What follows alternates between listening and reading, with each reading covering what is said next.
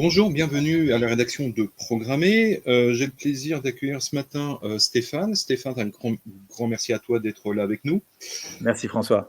Et on va parler un petit peu du nouveau concours que tu organises, qui s'appelle le Tech Challenger 2023. Donc c'est la première édition. Enfin, même si pour ceux qui nous suivent, il y a quand même un historique assez long autour de ce genre de concours. Donc c'est un concours dont les qualifs se déroulent maintenant, et la grande finale en début février. Alors, est-ce que tu peux nous donner un petit peu les tenants et les aboutissants de ce nouveau concours ? Bien sûr. Alors déjà, Tech Challenger, donc c'est la première édition, c'est un concours exceptionnel. C'est le grand moment finalement tech de ce début d'année.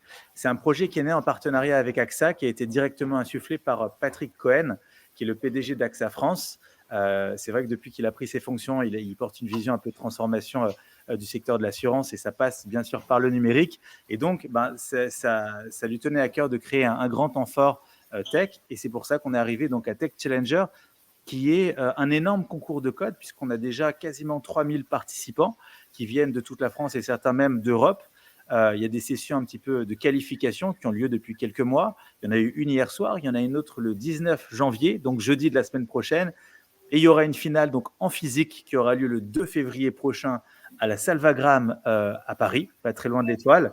Et ça va être un moment assez exceptionnel, puisque en plus de ce hackathon, de ce concours de code, qui connaîtra sa grande finale, on a voulu en faire une fête du numérique avec les plus belles pépites françaises en termes d'IoT, en termes de métavers. Ça va être quelque chose d'assez exceptionnel. On aura les plus grandes personnalités. Notre parrain, tu le connais, c'est Jean-Baptiste Kempf, le créateur de VLC, qui est le logiciel le plus téléchargé de l'histoire de l'informatique, donc c'est pas rien. On aura bien sûr des hommes et femmes politiques. On aura un concert, alors tout ça, ça va être clôturé par l'artiste de la décennie, j'ai pas le droit de dire qui c'est, mais il va y avoir un concert assez exceptionnel.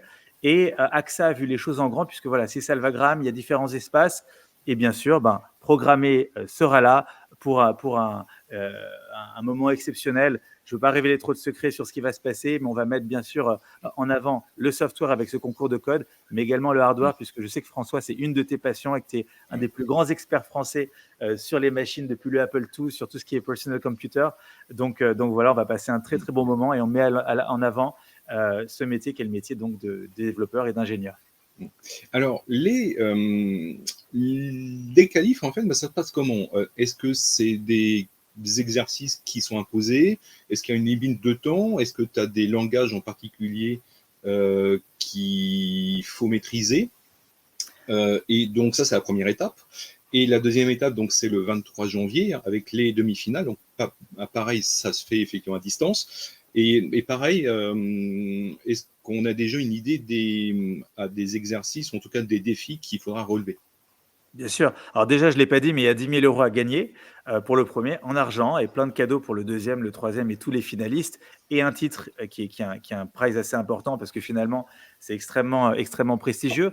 Pour répondre à ta question, François, moi, je travaille depuis des années avec un partenaire qui est Isograd, qui certifie sur tous les langages de programmation, qui a créé le TOSA, qui permet d'être certifié aussi sur du Word, sur de l'Excel.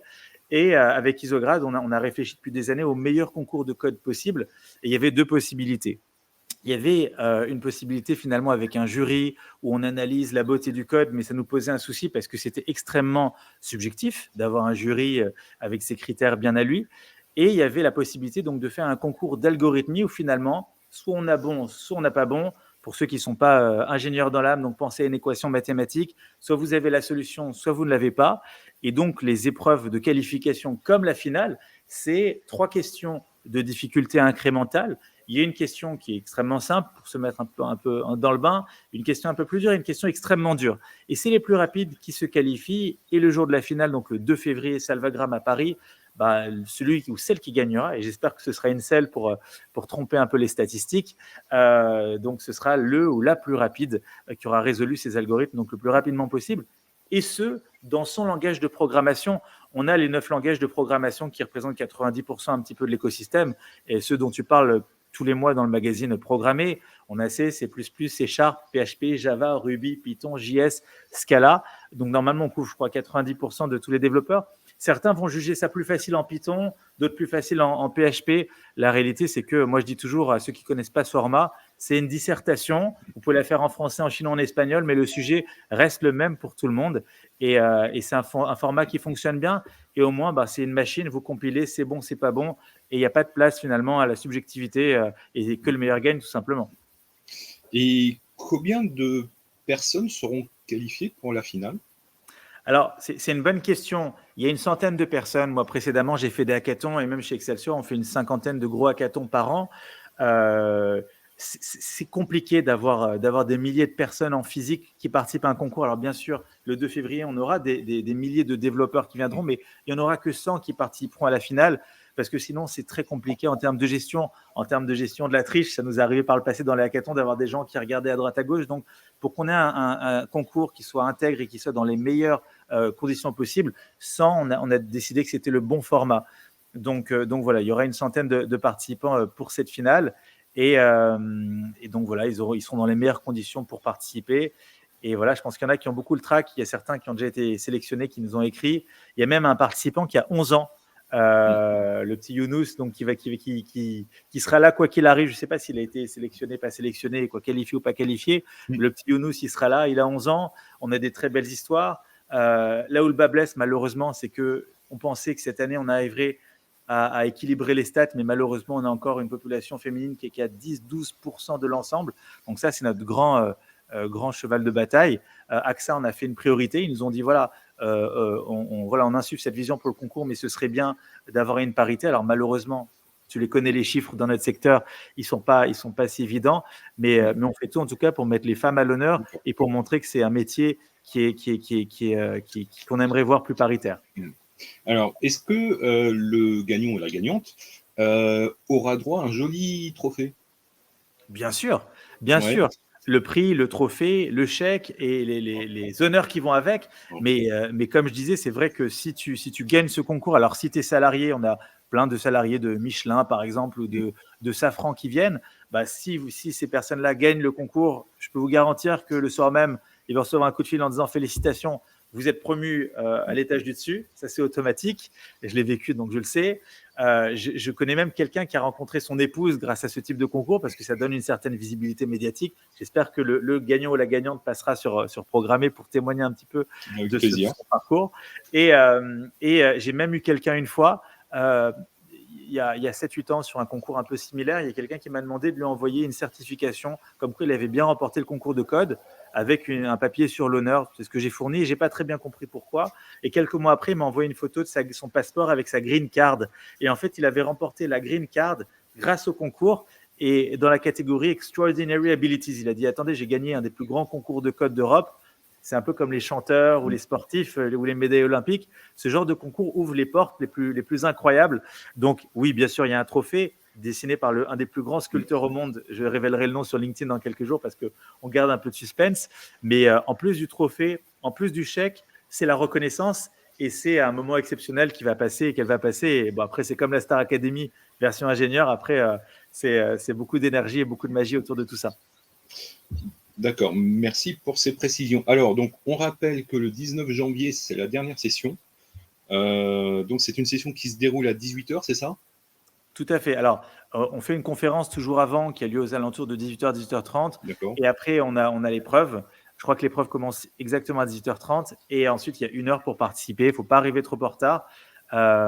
Et ensuite, voilà, au bout de l'heure, on sait si on est qualifié ou non. Et là, ce sera la dernière. Donc, malheureusement, on ne pourra plus rien faire. Si vous n'êtes pas inscrit le 19 janvier ou si vous n'êtes pas pris, vous aurez toujours la possibilité de venir en tant que visiteur si vous avez de la place le 2 février. Mais vous ne pourrez plus participer aux épreuves finalement finales et tenter de gagner les 10 000 euros.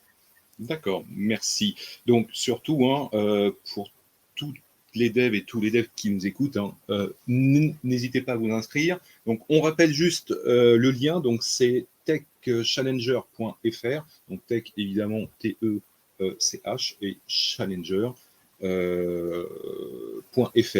Donc, tout est expliqué en ligne. Donc, n'hésitez pas à consulter, n'hésitez pas à vous inscrire. Et rendez-vous donc pour les participants le 19 janvier et pour la grande finale, si vous êtes sélectionné, le 2 février. Donc, Salvagram, tu nous rappelles où c'est à Paris ? Alors, salle Wagram, c'est avenue de Wagram, c'est à côté de la place de l'Étoile, donc l'Arc de Triomphe. Vous êtes à 2 minutes de l'Arc de Triomphe, c'est extrêmement central, extrêmement bien desservi. Mm. Tous les RER passent par la place de l'Étoile, le RER A qu'on connaît. Il y a le métro qui est pas très loin, la ligne 1. Donc voilà, c'est extrêmement simple pour les gens qui ne connaissent pas forcément Paris. Et avant de clôturer, François, je tenais juste à remercier aussi notre partenaire qui a fait naître ce projet une fois de plus, parce que c'est eux qui ont cru. Nous, on ne peut pas lancer ce genre de projet qui est gigantesque, même si voilà, Excelsior fonctionne pas trop mal. Mais en gros, voilà, je tenais à remercier AXA, AXA France, bien sûr. C'est eux qui ont quelque chose d'ailleurs qui est très méconnu, c'est que c'est un des plus gros employeurs tech du pays. On pense souvent à des startups, à des scale-up. C'est une entreprise, AXA France, qui a recruté 220 personnes dans la tech en 2022. Ils accompagnent la plus grande partie des scale-up qu'on connaît, les licornes, Content Square, Blablacar ou autres. Ils ont plein de partenariats. Et voilà, il y a un PDG aujourd'hui qui est profondément visionnaire, PDG d'AXA France, Patrick Cohen. Et donc, il nous a donné un go pour faire un projet incroyable. Et donc, c'est ce qu'on va essayer de faire le 2 février prochain. Très, très bien. Merci à toi, Stéphane. Donc, surtout, si le concours vous intrigue et si vous voulez y participer, n'hésitez pas à vous connecter sur le site officiel du concours. Cette vidéo est disponible en vidéo, évidemment, sur notre chaîne YouTube, sur programmer.com et aussi en podcast. Comme toujours. Stéphane, un grand merci à toi. Bonne journée et merci, bonne François. chance à tous celles et ceux qui participent au concours. À très bientôt. Gagne. À bientôt. Au revoir.